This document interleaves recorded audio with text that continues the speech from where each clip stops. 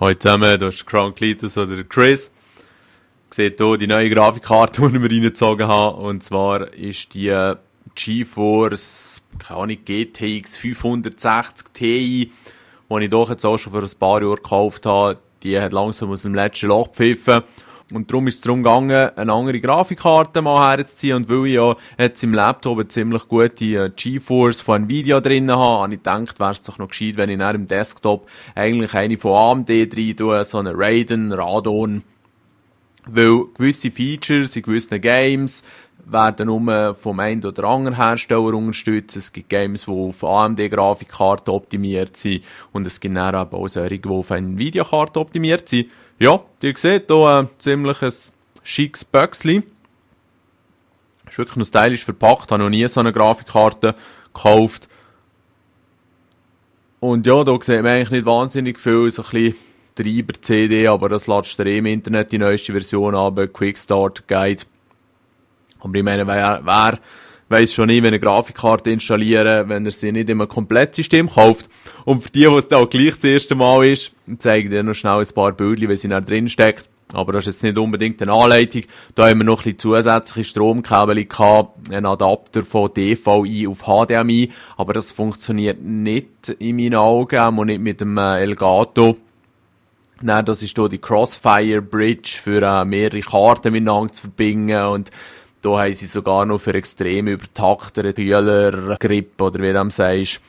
Also richtig durchdreht. Und dann, die Grafikkarte ist ein riesen Monstrum. Schwer hinten dran, noch mit einer Platte rein, dass sie mehr Stabilität hat, 2 grosse Kühler und so.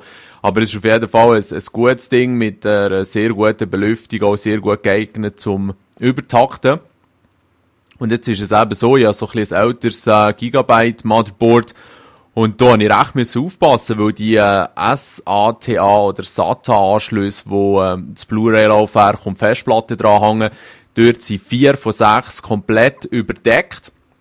Und somit habe ich die Anschlüsse ganz runter müssen moven. Das seht ihr jetzt hier gerade, dass die Karte überhaupt reinmacht. Also es ist recht knapp geworden. Und die Karte ist dann eben auch 3 Slots breit. Also der Platz muss auch dort sein. Sie braucht ziemlich viel Strom. Was war es? Maximum auch 400 Watt oder so. Ja. Auf jeden Fall unten ist 700 Watt Netzteil. Da habe ich schwenken, dass das schon so gut in diesem PC drin war. Und das ist jetzt noch lustig. Da seht ihr jetzt so eine Konstruktion, die oben im PC dabei war, um der Grafikkarte noch ein bisschen mehr Halt zu geben, sage ich jetzt mal. Das wird dort angeschraubt und tut dann eigentlich die Grafikkarte hinten unterstützen mit dem Gewicht. Aber das passt dort nicht einmal mit rein bei diesem fetten Viech. Was heutzutage natürlich auch super ist und bei mir eine Lehre noch ein bisschen anders war, das mit der Festplatte auswechseln und so, ist schon sehr chillig. Darum konnte ich schauen, dass auch die Belüftung gut ist. Und jetzt seht ihr hier auch noch schnell ein bisschen den Desktop aufgenommen. Das Tool, das dazu kommt von Asus, das gehört ja so ein bisschen zu der Ausrüstungen, Republic of Gamers, sie haben ja dort jenste, zum Teil doch recht teure Sachen. Aber wenn jetzt zum Beispiel noch ein Asus-Motherboard hättest, können wir die Grafikkarten viel besser überwachen und tunen alles. Aber schon durch kann man hin und her schieben mit verschiedenen Profilen. Und es gibt 2 Standards, sage ich jetzt mal, die für ein bisschen Strom sparen und zum Gamen ist.